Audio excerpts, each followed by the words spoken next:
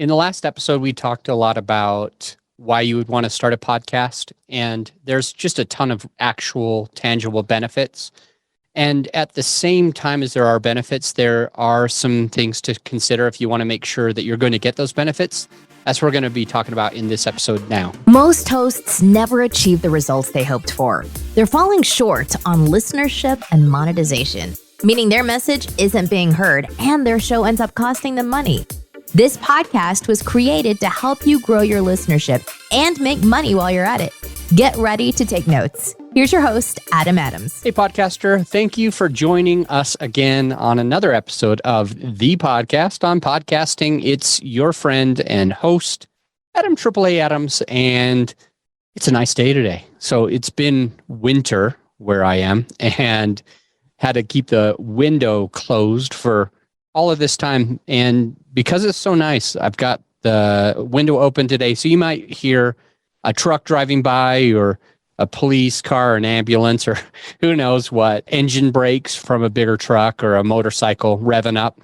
And I just want to warn you, you might hear that. Who knows? But I am not going to compromise today. I'm going to definitely keep my window open because it's just an amazing day. It's incredible. The sun is out. I'm enjoying it. And I hope you're enjoying the weather where you are as well.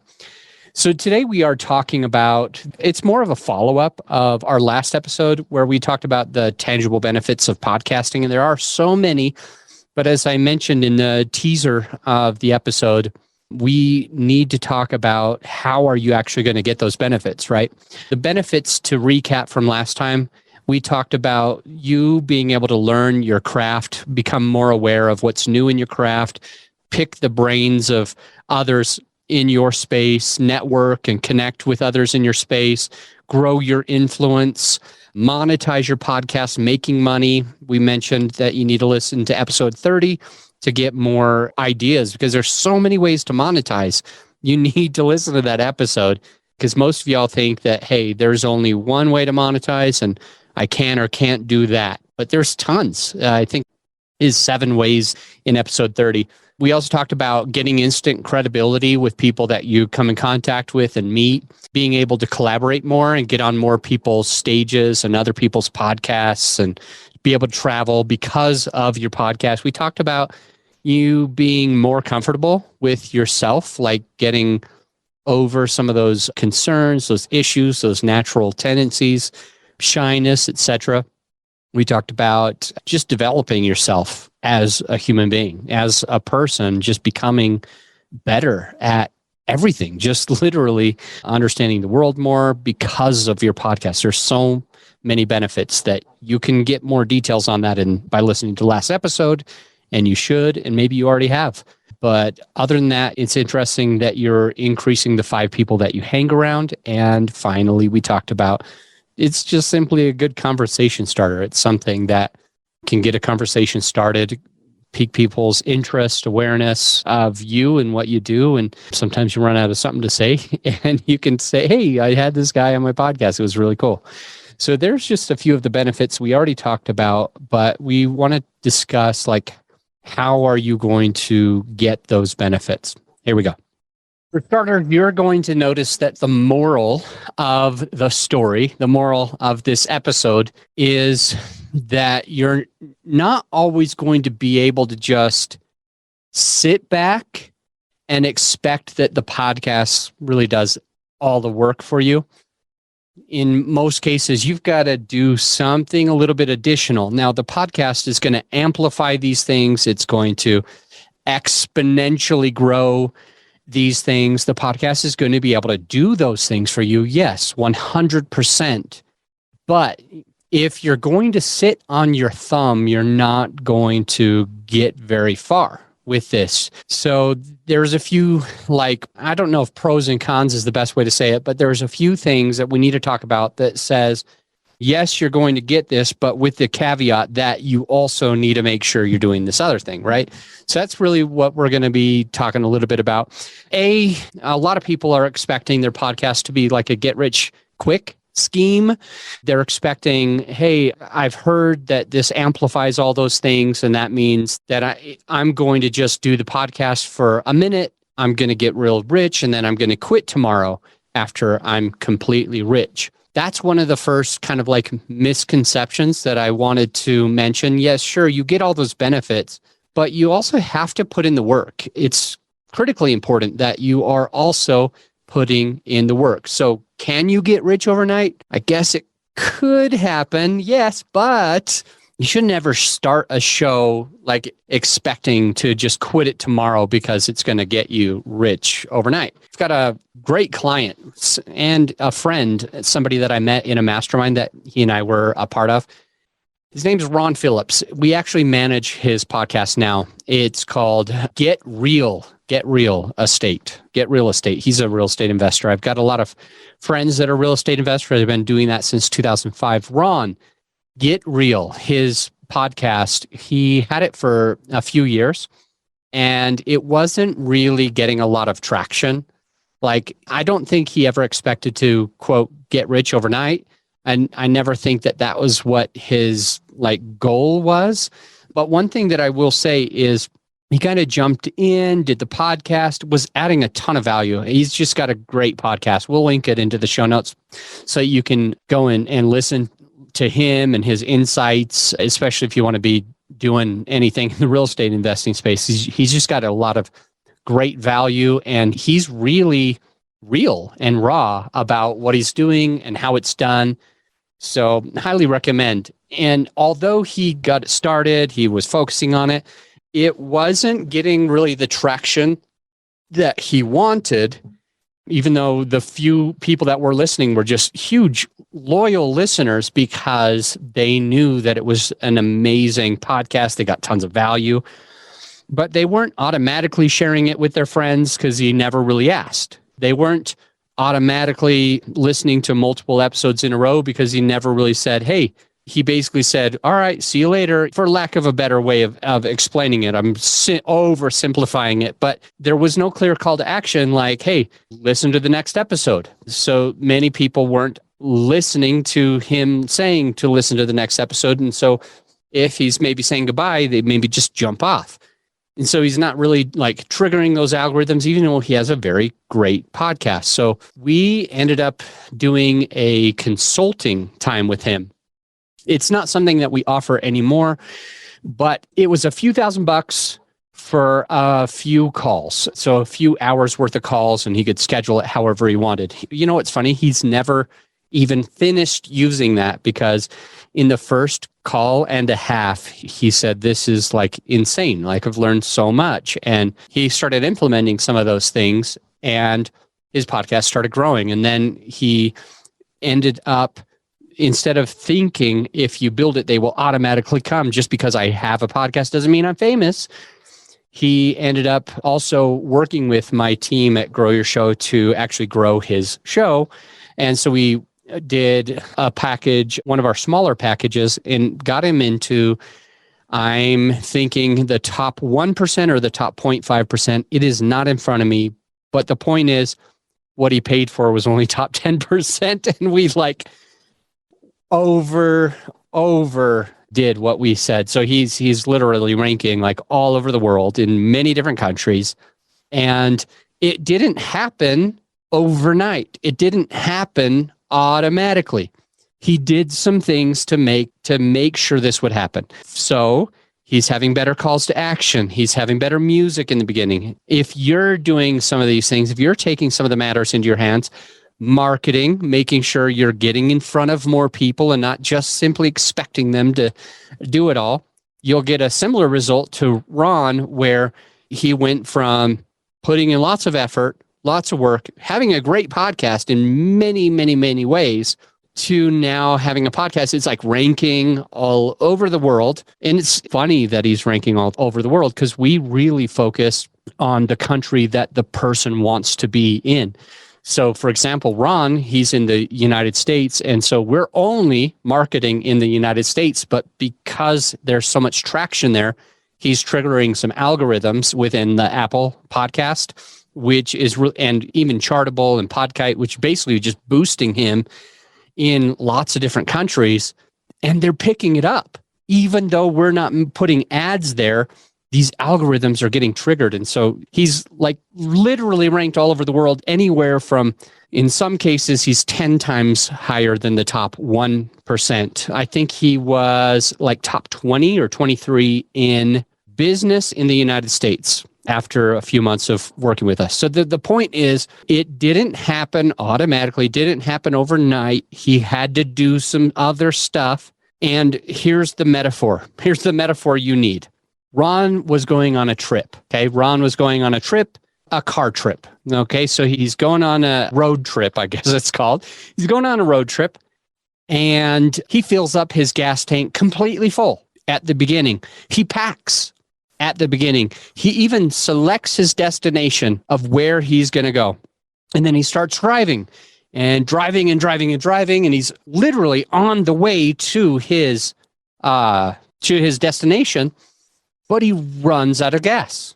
The car is no longer moving. It's just coasting. There's no more engine combustion. And sadly, it's not moving forward as fast as it could if he had some gas. So maybe is getting out of his car and pushing his car, spending a lot of his own energy. And the thing that he made the mistake of doing is not stopping again on the way for gas. This stopping on the way for gas is your analogy that you need to understand, that you might know exactly where you want to go. You might fill up your engine completely, but you may run out of fuel. And if you run out of fuel, this is like marketing and making sure that you're on top of some of this stuff, using your email list, social media, or paid advertising, then you might run out of gas and you might not be able to get to where you're going. So Ron realized this, and he is now working with our company where he's basically paying every month a little bit of fuel expense so that we can keep putting fuel on the fire in that combustible engine so that he's able to move further and faster and get exactly where he wanted to go and even have enough fuel to get a little bit past. So kind of interesting. There's a few other things. So for example, you might say to yourself, I'm starting my podcast because I want that free advertisement. Everybody's talking to me about how I get free advertisement. Awesome.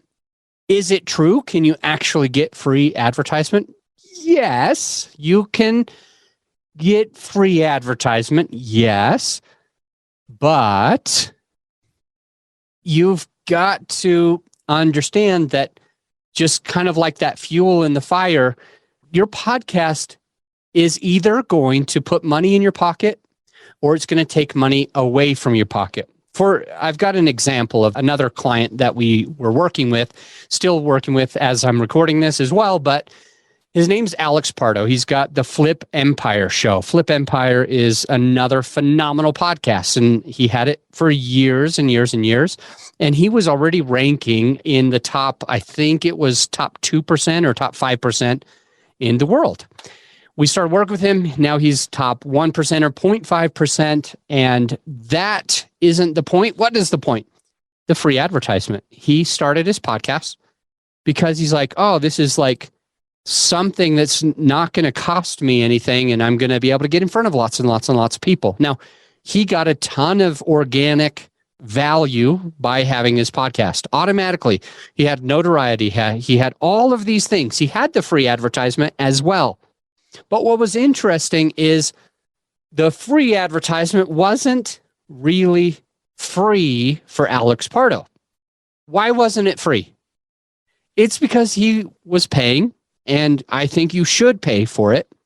He was paying for a editing company to edit his podcast. Now, since he's moved that to us, and now he's still paying an editing company to edit his podcast and produce it and make sure that it's up and in front of everybody. So Alex is expecting it's kind of like a free advertisement, and awesome. It basically is, but here's the caveat.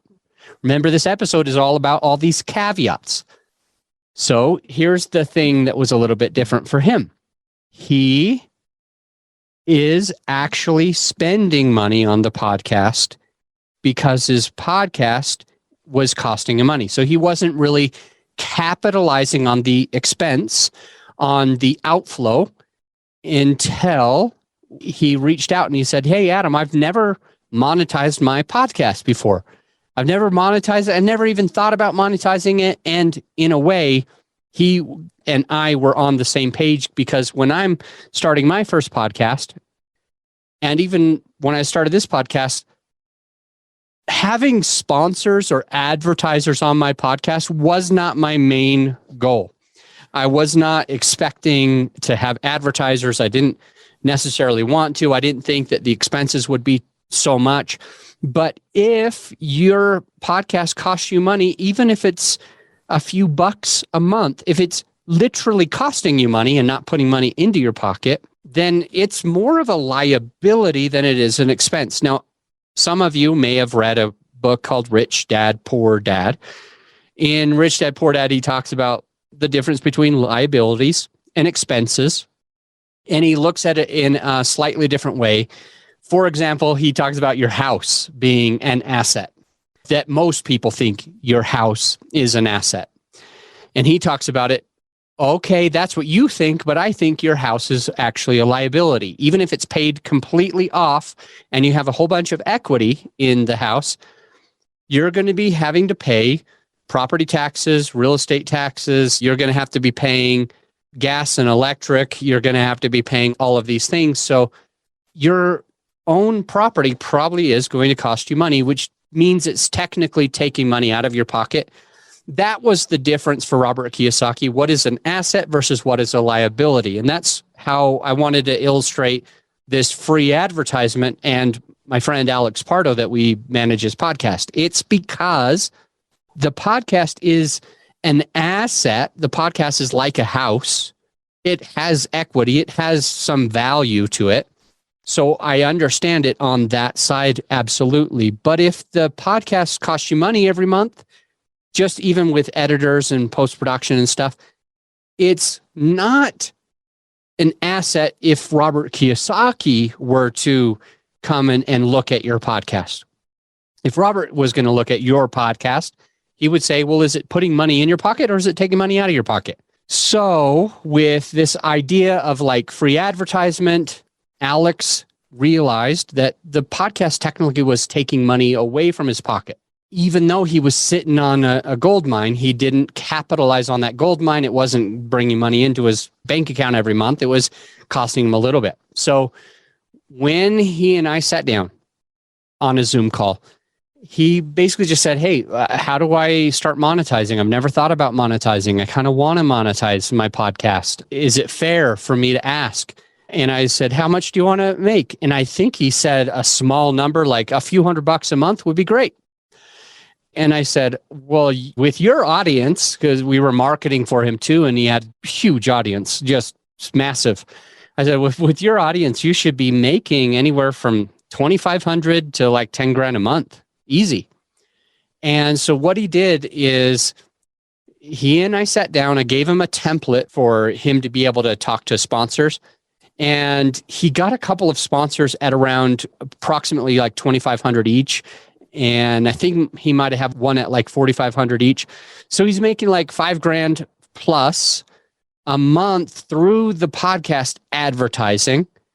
And now he has the same audience size, but his podcast is actually net profiting him some money instead of taking some money away from his pocket. So it's kind of cool that, yes, it is free advertisement, but you want to think of it like Robert Kiyosaki and in the terms of how am I going to make this put money into my pocket? So he was constantly feeding his podcast with the editing and post-production, meaning that his show was technically costing him money, but he started doing some advertising and he had enough listener base that he was able to easily, for months and months and months in a row, be pulling in around $5,000 a month.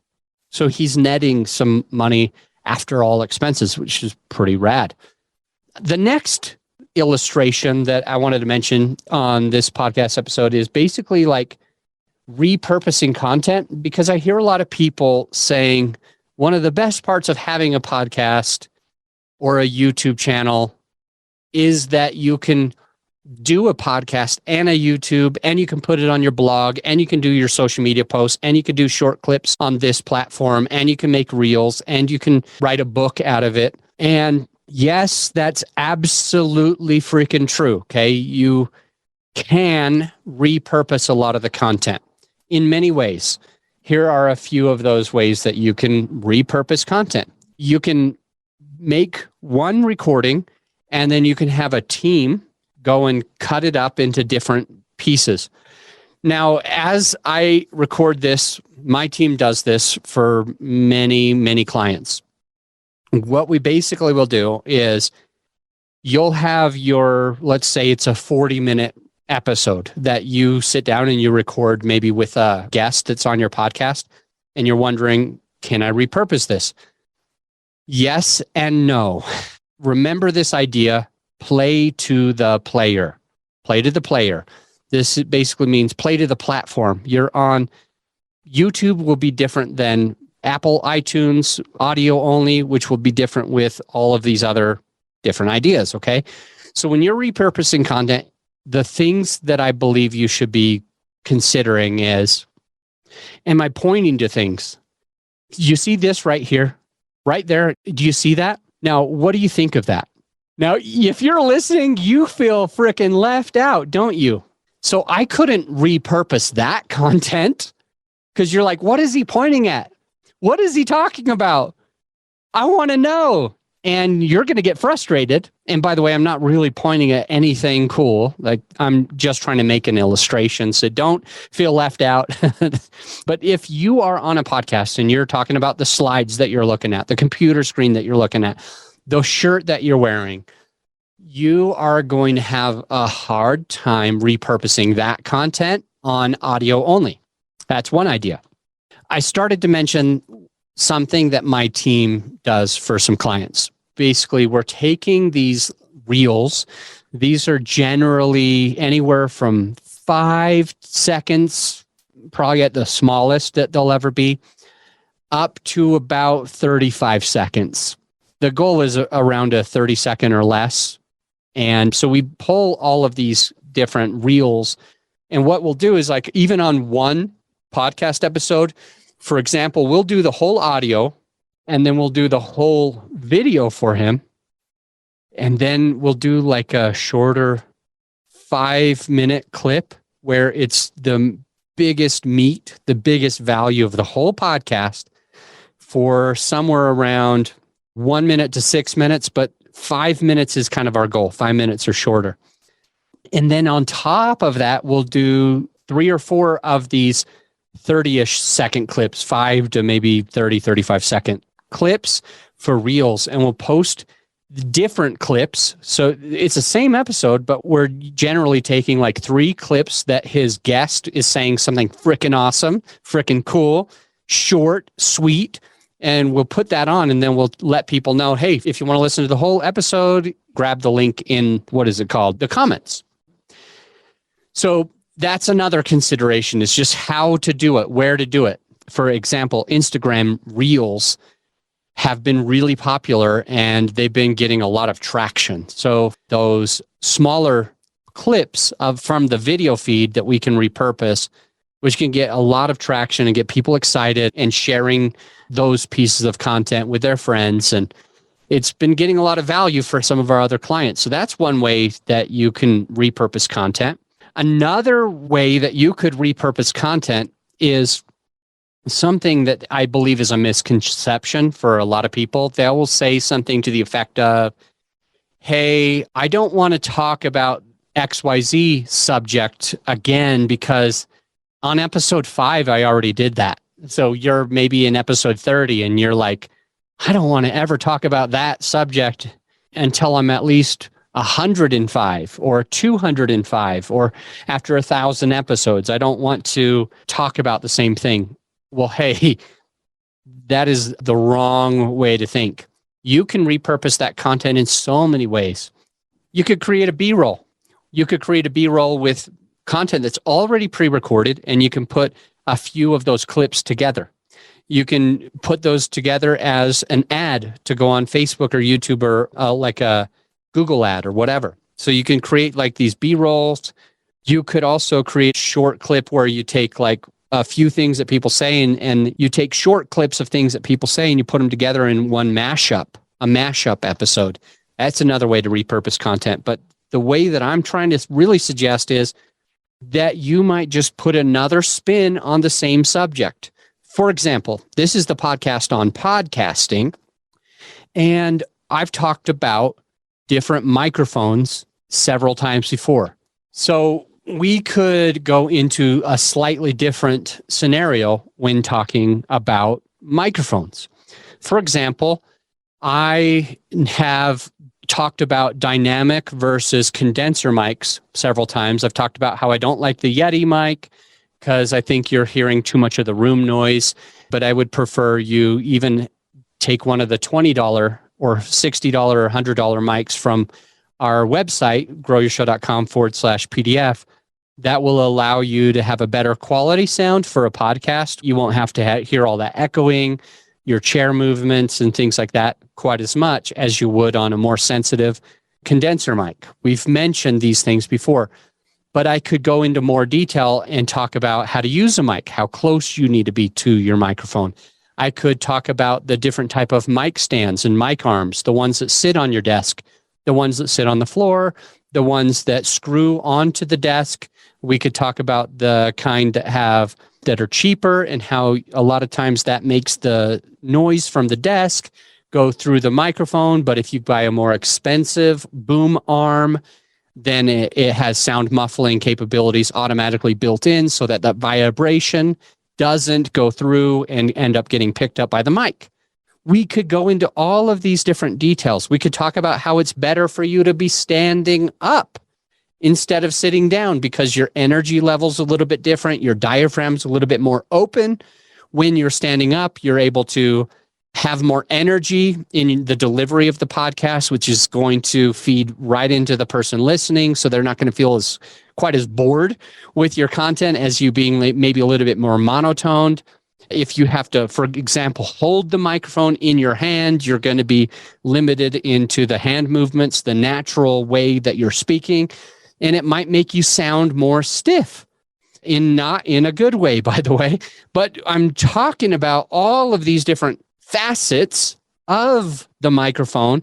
So I could have multiple episodes on just microphone, mic technique, sound proofing your room, making sure that you're recording at a good hour, making sure, I told you at the beginning of this episode, I left my window open and I warned you that there might be trucks driving by. You might hear it. You may have already heard it. I'm not sure. I'm using a dynamic mic, so it's supposed to mostly just pick up what's close, but the stuff outside is pretty loud. If I was using a freaking crappy Blue Yeti, you would definitely hear a high level more than you've heard so far, but I'm using a dynamic mic.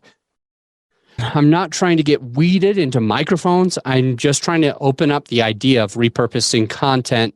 There's ways of utilizing all these different things, putting it on YouTube, highlights, reels, all this kind of stuff. Plus, you can talk about the same subject. I want to share somebody he's not a client, but he is somebody that I've known for a long time. One of the times that I hosted a real estate event, I had 617 people at the event. We'll always remember that number because at the time it was the biggest real estate event from all of the other people that were putting them on. So I was really proud of it. This guy, he's got a podcast and his name is Matt Theriault. I'll go ahead and link Matt Theriault's podcast in the show notes, his real estate podcast, because he's got a really good YouTube. He's got a really good podcast as well. But here's the thing that I want to illustrate with him. Something that he's doing really well with repurposing content. He's had his podcast about like wholesaling houses, kind of a little bit of like creative type of real estate investing. He's had that podcast for a long time, and he's putting out multiple episodes each and every week. He puts out multiple episodes, and some of the ways that he's doing it is He actually will record, just like I talked about different facets of the microphone, how to use it, what kind of room to be in. He's doing that with real estate. So he is talking about wholesaling every single time. Sometimes he talks about like things that need to be in your contract for your real estate purchase contract. Sometimes he talks about the ways that you need to find buyers for your wholesale deals. Sometimes he talks about how you need to find sellers. Sometimes he talks about automation.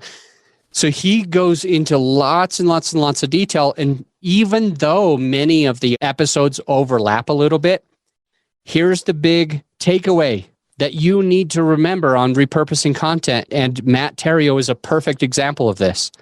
He never forgets who his main listener is.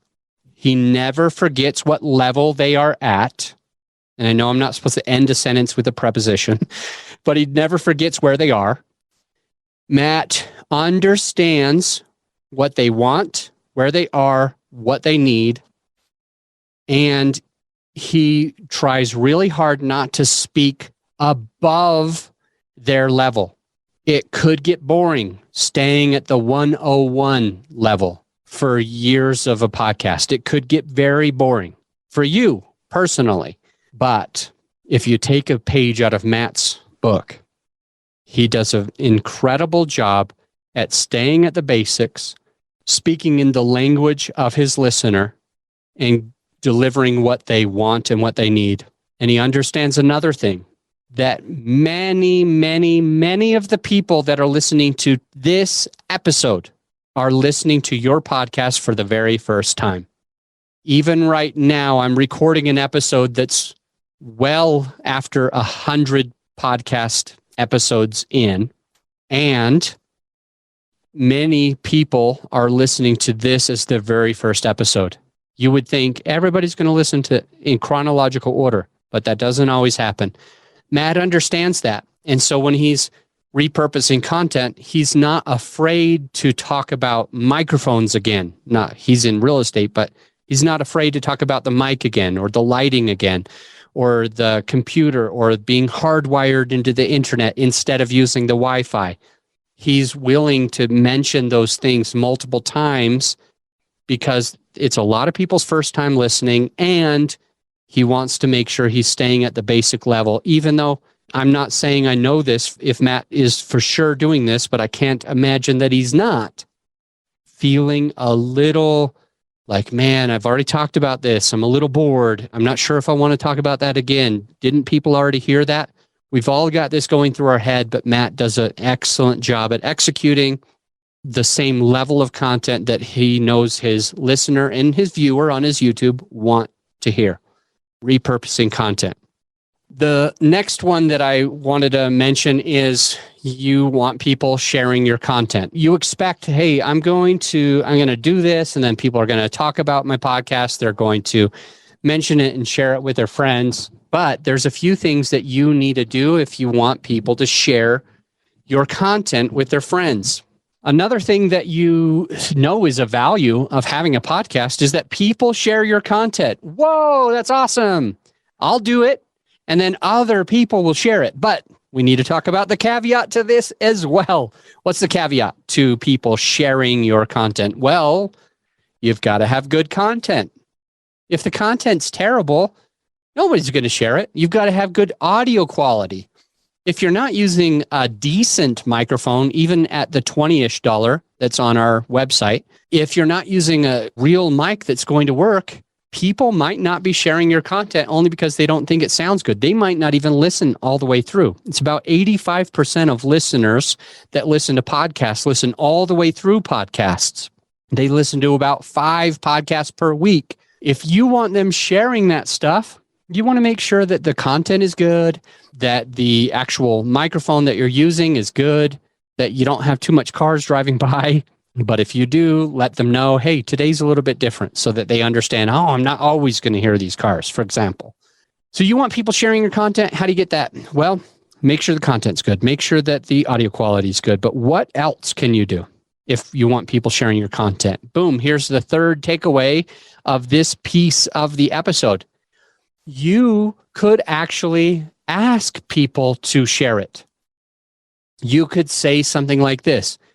Hey, if you know somebody who is struggling with their podcast, make sure you share this episode with them so that they can pick up the same useful tips that you're getting.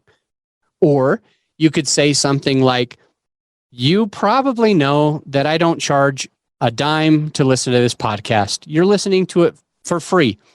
If you like this podcast, if you like the content, all I would ask to help me as well and to help your friends is that you would share the podcast with somebody else. That's the only payment that I would ever ask of you. There's all of these different ways that you could ask somebody to share your content. Those are two of the great ways. If you want to write those down, rewind it, play it again, write it down, make sure you got it, so that at the end of your podcast, you can have a really great call to action. I just called it a CTA, call to action. CTAs are a great way to get people to do what you want. And the fourth thing that I wanted to mention about getting people to share your content, and it relates to the call to action, is not to have multiple calls to action.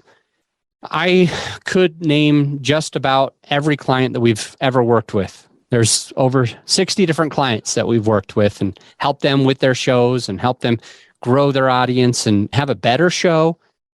And something that almost all of them have in common is at the end of the podcast, they want to say everything.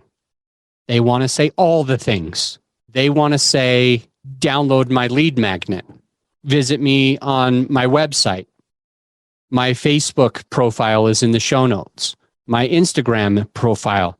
Make sure you add me on Insta. Make sure you add me on Snapchat. Make sure you add me on LinkedIn. And please rate and review the show, and also share this with a friend. And make sure that you give me an honest rating and review, and make sure that you follow up with me. And it's like, what the F, man? Why are you telling me to do all of these things? Yes, technically you asked me to share your content, but because you also asked me like 50 other questions, I'm probably not going to do anything. So if you want people to share your content and you are having a call to action, you need to make sure that you have never more than 2 calls to action on any podcast episode. So this could be something like this. All right, now that you've listened to this podcast, make sure you go and implement everything that you learned. And it would really help me out since I don't charge a dime for this. If you feel like you got value, please leave an honest rating and review. Have a good day. So that was just 2 things. Leave a rating and review if you got value, and implement the stuff that you learned. I'm not asking them tons and tons of things. So same thing for you. Whenever you're having a call to action or call to actions, make it as few as possible and think about what is the best thing that they can do for themselves and what is the best thing that they can do for like your business, for example. Like, I know that some people are going to get offended, but if you have a podcast, you should be monetizing it. There's just too many reasons to monetize it, too many ways to monetize it. And some of us automatically feel like it's unethical if we monetize from our podcast. Now, that was a big truck. I'm sure you heard it. So as we're talking about like the call to action, I want you to just think about the takeaway is this. One thing that they can do for them, one thing that they can do for you. One thing that you could do for you after listening to this episode is, I hope you got a few great ideas from this episode today. Take the time to just decide on which one thing you're going to implement this week. Okay, that's my call to action for you.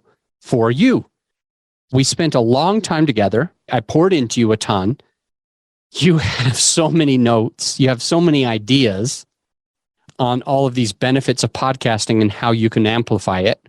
Now spend the time to figure out which one you're going to implement this week and go and do it.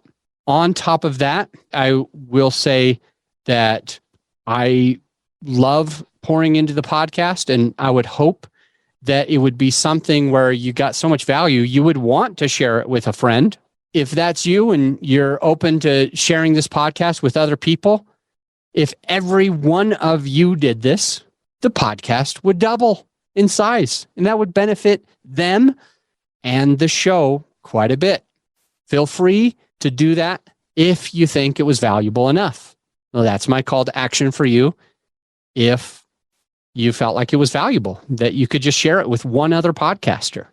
I hope that's making sense. You should do the same thing in your business. Now, man, how do I wrap up this great episode? There was so much value to it. I will leave it where we are. I think that's perfect.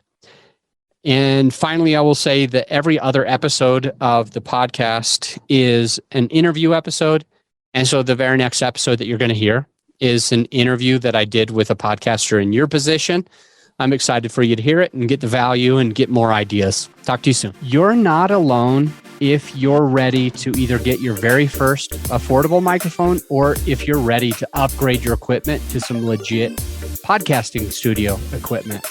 Because on all of the forums over the last few months, I'm seeing this all the time. Even my own personal clients that work with my team, they're ready to get that next microphone. They're asking us for it.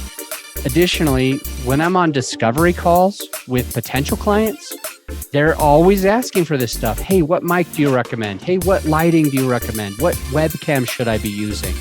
So many questions. And so what we did, my whole team has put together a PDF so that if you're one of those people who is looking to either get your very first affordable microphone, or if you're ready to upgrade your equipment to more professional podcast studio equipment, whether it's soundproofing or whatever, we've got you covered by going to growyourshow.com/PDF. And you can download the PDF for free, or right there on the webpage is everything that you would have and you don't need to download the PDF. Either way, just go to growyourshow.com/PDF, which will put you to the podcasting equipment that me and my team have personally vetted. I'll see you on the next episode.